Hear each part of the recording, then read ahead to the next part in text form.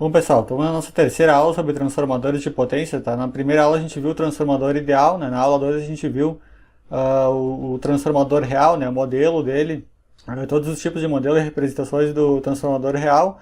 Nessa aula aqui vamos continuar com a parte das perdas aqui no transformador real, depois a gente vai ver mais alguns aspectos ali, como diagramas sensoriais, depois transformadores trifásicos ali, dados de placa do transformador, né? Então, continuando agora com a parte das perdas, tá? As perdas no transformador real, então, a gente já sabe ali que são as perdas no núcleo, né, por correntes parasitas induzidas, e as correntes por rotação dos domínios magnéticos, né, além das perdas ali que a gente tem nos dois enrolamentos, né, do primário e do secundário. Para reduzir as perdas por correntes parasitas do núcleo, faz-se a laminação do núcleo e a inserção de elementos como o silício para aumentar a resistitividade, né. Aumentando a resistitividade, eu consigo aumentar a resistência elétrica aqui dessas chapas e diminuir a corrente elétrica aqui que vai ser induzida, diminuindo consequentemente as perdas, né? E o aquecimento do núcleo.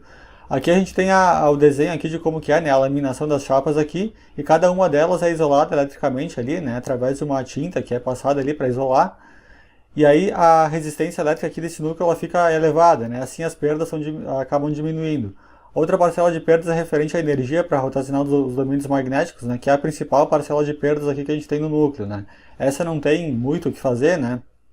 Ela sempre vai existir, eu sempre vou ter que ceder energia ali para a rotação dos domínios magnéticos do material. Aqui mostra as perdas aqui dos enrolamentos primário e secundário, né, que é I ao quadrado vezes R1 para a potência do primário e 2 ao quadrado vezes R2 para a potência do secundário, né. E aqui a expressão para a potência ativa consumida na entrada quando o transformador está vazio, né, quando ele está sem carga no secundário. Então a tensão vezes a corrente de excitação vezes o cosseno do ângulo de carga entre a tensão e a corrente me dá a potência ativa aqui que eu tenho no primário, né. Aqui eu tenho 3 diagramas sensoriais aqui para o funcionamento do transformador, né, que é para, seguindo a notação, a referência desse modelo aqui, né, que é o modelo em L aqui, referenciado aqui ao lado do secundário.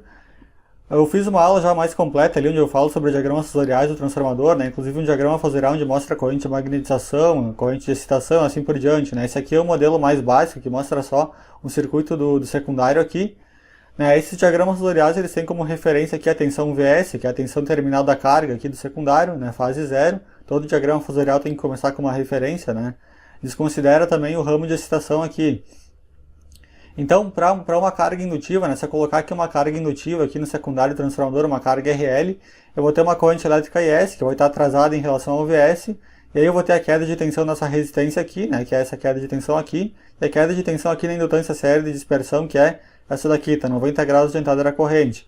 Então a tensão aqui Vp sobre A, né, que é a tensão do primário aqui, refletida para o secundário, ela é maior do que a tensão terminal da carga, Vs, o que é intuitivo de imaginar.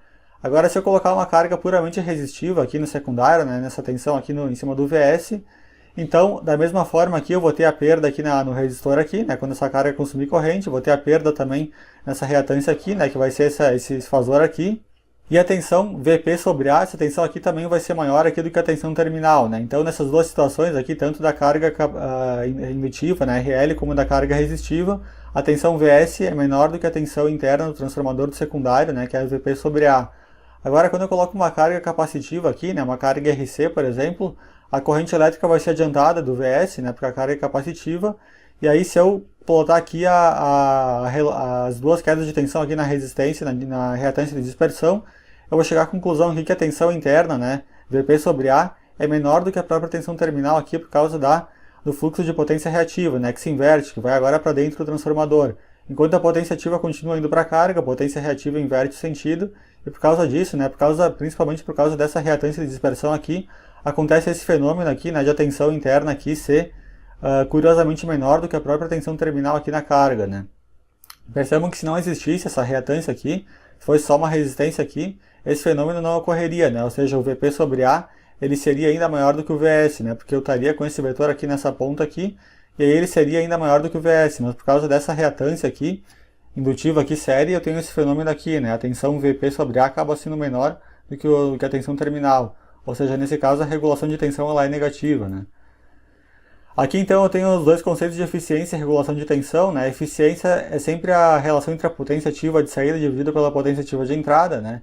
Nunca relaciona a potência aparente, é sempre potência ativa, vezes 100% aqui se eu quiser dar em porcentagem, né? Isso daqui.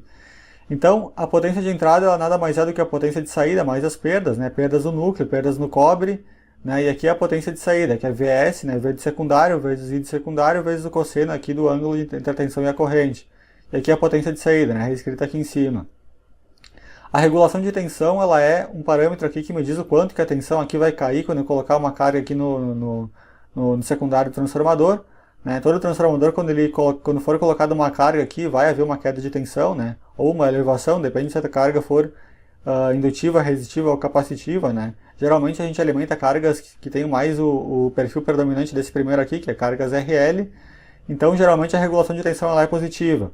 Ou seja, eu tenho aqui a tensão a vazio, né? A regulação ela é dada pela tensão do secundário Vs a vazio, que é a própria tensão Vp sobre A, né? Quando isso aqui está sem carga. Agora, quando eu colocar uma carga aqui, né? Que eles chamam de PC, que é plena carga, carga nominal do transformador, eu vou ter uma circulação da corrente elétrica nominal aqui, e a tensão aqui vai cair, né? Se for uma carga RL, por exemplo. Aí então eu vou ter menos Vs, que é a tensão a plena carga, que vai cair, dividido por Vs vezes 100% me dá a regulação de tensão. Então, sempre que eu tiver uma carga resistiva ou resistiva indutiva, eu tenho que compensar colocando uma tensão maior aqui, de modo a ter a tensão nominal aqui na tensão secundária aqui, senão eu vou ter uma queda de tensão em cima desses dois caras aqui, né? Bom, falando um pouco dos transformadores trifásicos agora, né? O transformador trifásico aqui, ele é alimentado aqui por 3 bobinas, né? As 3 tensões aqui defasadas a 120 graus. Se um conjunto de tensões trifásicas equilibradas for aplicado ao transformador, então o fluxo líquido na perna central, que seria essa perna aqui do núcleo, ela é zero, né? Assim como a gente sabe ali que num circuito elétrico as 3 correntes elétricas que se somam no circuito equilibrado são nulas, né? No circuito magnético aqui, se eu colocar 3 tensões equilibradas, né? Cada tensão vai gerar um fluxo aqui na sua respectiva perna do núcleo e o fluxo central aqui do meio aqui vai ser nulo, né? Assim como a soma das correntes elétricas num circuito trifásico equilibrado ela é zero. Tá? É uma analogia aqui que é válida nesse caso. Então eu não precisaria dessa perna central aqui, né? Porque eu não vou ter fluxo. E o transformador ele é preparado para operar de uma maneira equilibrada, né? Para receber tensões equilibradas. Então se eu retirar essa perna central aqui, eu fico com esse desenho aqui de baixo, né? Então ela poderia ser feita dessa forma aqui, né? Economizando aqui um pouco de material ferromagnético, mas como a construção desse tipo de peça aqui seria de difícil concepção, né? Na prática o que se faz é esse desenho aqui, que está à direita, né? Ou seja, em vez de eu ter uma peça aqui dessa forma, ela é uma peça plana, né? E o comprimento aqui da perna do meio aqui, ela é um pouquinho menor aqui do que as luas laterais, né? Então o enrolamento do meio aqui ele enxerga uma relutância magnética um pouquinho diferente dessas duas aqui do lado. As duas formas construtivas que eu tenho para o transformador trifásico são essas aqui, né? Eu posso ter uma única peça aqui de um núcleo de um material ferromagnético, que é esse daqui, ou eu posso ter 3 transformadores trifásicos aqui formando 3 transformadores monofásicos formando um banco trifásico, né? Ligar os 3 aqui de modo a obter um transformador trifásico. Falando um pouco agora sobre a questão do deslocamento angular, tá? Os transformadores trifásicos eles podem ser conectados de forma a se obter vários valores de rotação angular, né, entre as tensões e correntes do primário em relação ao do secundário, né? Aqui a gente tem um exemplo aqui do relógio, né, que é utilizado aqui para explicar aqui as nomenclaturas que a gente tem aqui dos transformadores que inserem defasamento angular. Então, se eu imaginar aqui que essa seta azul aqui nos desenhos ela é a tensão, o ângulo de fase, a orientação do ângulo de fase da tensão do primário, e a seta vermelha é o ângulo de fase da tensão do secundário, né? Aqui ele pode estar 0, menos 30, mais 30 ou 180 graus defasado, né? Inclusive outros valores ali também, que a gente vai ver. Né? Tem transformadores que podem inserir uma série de valores ali de defasagem de tensão entre o primário e o secundário ali, né? De acordo com o que for desejado. Então, por exemplo, aqui o transformador ele é identificado por 3 letras aqui. A letra maiúscula, que é a primeira letra aqui que diz respeito à forma de ligação da bobina primária, né? No caso Y aqui. A segunda letra, a letra minúscula, é a forma de ligação das bobinas do secundário. E o 0 aqui é o número pelo qual eu vou multiplicar aqui por 30, né? Para obter o valor do deslocamento angular que o transformador insere. Né? Já o D aqui representa o delta, né? Quando eu tenho o Dzinho aqui, o delta. Então, como eu tenho 0 aqui, se eu multiplicar 0 vezes 30, eu vou ter 0. Significa que esses transformadores eles não vão inserir defasamento angular entre as correntes e tensões do primário e do secundário. Esse aqui é 6. Se eu multiplicar 6 por 30, eu vou ter 180. Né? Então, significa que eu vou ter 180 graus de defasagem entre primário e secundário. Tá? Esse aqui é 1. Né? 1 vezes 30 daria 30. Né? Aqui está invertido. Aqui é mais 30 e aqui seria menos 30. Né? Se eu fizer 11 vezes 30, eu vou ter 330, que é a mesma coisa que menos 30 graus. Né? Então, defasagem aqui de 330, delta Y11, por exemplo, né? Aqui eu mostro o exemplo de duas ligações aqui, né? Delta, delta e YY, e como que elas podem ser, como que as bobinas do transformador podem ser ligadas ali de forma a obter esses defasamentos angulares, né? Vamos olhar para essa configuração YY, que é mais fácil de enxergar, né? Classicamente a gente liga aqui os 3 bobinas do primário aqui no do lado que não tem o ponto, né, no primário, e do lado que não tem o ponto no secundário, formando o neutro aqui do transformador. E os três lados aqui que tem o ponto, né, no caso aqui foi representado o ponto, um quadrado e um asterisco, né, para diferenciar as três fases, elas ficam dessa forma aqui. Agora, se eu quiser que o transformador ele insira uma defasagem de 180 graus, por exemplo, né, eu faço o contrário. Então, o primário deixa como ele está, mas o secundário eu ligo aqui, né, em vez de disponibilizar esses três terminais aqui para carga, eu disponibilizo os três aqui que não tem a marquinha aqui, né? Ou seja, esses três da marquinha aqui ficam conectados, formando neutro, e esses aqui ficam, que são os terminais que vão alimentar de fato a carga, né? Então é o contrário do que eu tinha aqui. Assim eu consigo uma defasagem de 180 graus, por exemplo. Da mesma forma, se vocês observarem aqui para a ligação delta a delta, né, elas são ligadas de forma diferente, e é assim que se consegue então a rotação angular aí dos transformadores, né, ligando ali as bobinas de acordo com o valor de defasagem aqui desejado. Essa bolinha, esse traço aqui, ele é colocado, né, eu já expliquei na minha aula lá sobre a regra do ponto no transformador, de acordo com a forma com a qual o enrolamento é enrolado ali na perna do transformador, né.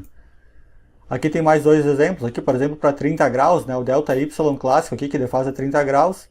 Aí se eu quiser que em vez de 30 graus ele defase 150, né, o que eu faço? Eu simplesmente mudo aqui a ligação das bobinas do secundário, que aqui está com as três ligações aqui dos terminais marcados sem o ponto, para os terminais marcados com o ponto aqui embaixo. Assim eu defaso 30 graus, né, aí com o menos 180 fica 150 graus, aí fica dessa forma aqui, né, na configuração delta Y5, por exemplo, né, 5 vezes 30 dá 150, que é a defasagem aqui desse transformador. O Z aqui eu não tinha falado, não esqueci de falar, mas o Z é para ligação zigue-zague, né? Então se vocês quiserem observar aqui também tem, né, para essa configuração aqui. Aqui a gente tem a placa de um transformador, né, com as principais informações que são disponibilizadas ali pelo fabricante, né. Então, por exemplo, aqui ele diz que é um transformador trifásico, ele fala também a norma a qual esse transformador foi fabricado, né, no caso aqui é 5440. Ele mostra a potência nominal do transformador, que é sempre em kVA, né, nunca em watts, né, a potência sempre em kVA. A impedância em percentual também, aqui não está mostrada, mas na placa aqui tem que ter sempre a impedância percentual aqui, que é calculada com base na potência, a base do transformador, que é a potência nominal dele, e das tensões primária e secundária, né, que são as tensões de base do transformador. Aqui ele mostra o tipo de refrigeração do transformador, né, que no caso aqui é por óleo mineral, também poderia ser a seco, né, tem transformadores que não tem nenhum sistema de refrigeração. Volume aqui, né, do transformador, do óleo aqui que tem dentro do transformador. Aqui a massa, né, total do transformador. E aqui eu tenho a possibilidade aqui de comutar aqui o transformador através de TAPs, né. A tensão nominal do transformador aqui, ela é, por exemplo, 3.800 volts no primário, né. Os terminais H aqui são os terminais de alta tensão, né. E o X aqui são os terminais de baixa tensão, né. X0, que é o neutro, fase 1, fase 2 e fase 3. Como a tensão da rede primária da concessionária ela pode sofrer variações, né, então eu posso comutar esses TAPs aqui de acordo com a tensão primária que está sendo recebida aqui no primário. Então se eu estiver recebendo uma tensão menor, 13.200, eu posso ligar dessa forma aqui, né? Tem toda a numeração aqui das bobinas aqui de acordo com o esquema aqui do lado. Então se eu estiver, por exemplo, recebendo 13.800 aqui, eu vou estar com os TAPs na posição 1, que liga aqui o 13 com o 16, né? Então aqui eu tenho 13 com 16, o 14 com 17, né? 14 aqui da bobina B com 17 aqui, e o 15 com 18, então está aqui 15 com 18, assim por diante. Então de acordo com essa tabela aqui, eu faço a ligação aqui de acordo com a tensão primária aqui recebida. Tem transformadores que tem a comutação automática por TAP, né? Inclusive pode ser comutado os TAPs dos transformadores em carga, né? Tem alguns que não permitem isso, alguns que tem que ser com transformador desenergizado, né? No caso desses transformadores de distribuição da rua ali, a maioria com certeza não tem ali o mecanismo, né? Controle automático ali de mudança de TAPs, né? Tem o TAP fixo, geralmente. Esse transformador aqui, ele é um transformador 220, 127 volts, né? Então aqui aparece, ó, baixa tensão BT, terminais X0, X1 e X2, né? 220 de linha, 127 entre fase e neutro, né? Aqui a ligação do secundário, aqui não existe TAP, né? É uma ligação única aqui, né? Aqui então eu mostro para vocês uma imagem de um transformador de distribuição, né? Que é com refrigeração a óleo, né? Óleo natural, ar natural, né? Que é dado por essa sigla aqui, né? ONAN. Então esse transformador ele tem as três bobinas dele principais aqui, imersas aqui no óleo mineral aqui, que é justamente utilizado para aumentar ali a taxa de dissipação de calor aqui das bobinas para o meio ambiente. Ele tem também essas aletas aqui que aumentam, né, a dissipação de calor ali, onde o óleo circula por aqui, e aí troca calor aqui com o meio ambiente, né. O transformador aqui com refrigeração ele tem a vantagem de poder trabalhar ali num certo tempo ali no regime de sobrecarga, né, uma sobrecarga um pouquinho maior ali, que é a potência nominal, porque justamente ele está imerso aqui em óleo, né, e o óleo está trocando calor aqui com o meio ambiente. Aqui mostra os terminais aqui, né, de saída do transformador, né, a parte de baixa tensão aqui x0, x1, x2 e x3, e aqui a entrada aqui de alta tensão aqui, de alta ou média tensão aqui do primário transformador, né. A maioria dos transformadores de distribuição tem a configuração delta no primário e estrela aqui no secundário, que nem é o caso desse mostrado aqui, né. Transformadores também eles são construídos de acordo com uma norma, né? A norma, por exemplo, 5440 de 2014 estabelece ali os requisitos mínimos das características elétricas e mecânicas dos transformadores aplicáveis ali a áreas de distribuição, né? Nas tensões primárias até 36 kV e tensões secundárias usuais dos transformadores monofásicos e trifásicos com enrolamento de cobre ou alumínio imerso em óleos isolantes com resfriamento natural. Então, de acordo com o tipo de destinação do transformador, né? Se vai ser de distribuição, se é de subestação, existe uma norma aqui, a qual os fabricantes têm que respeitar ali, né, que diz respeito ali todos os aspectos construtivos e características do transformador, né.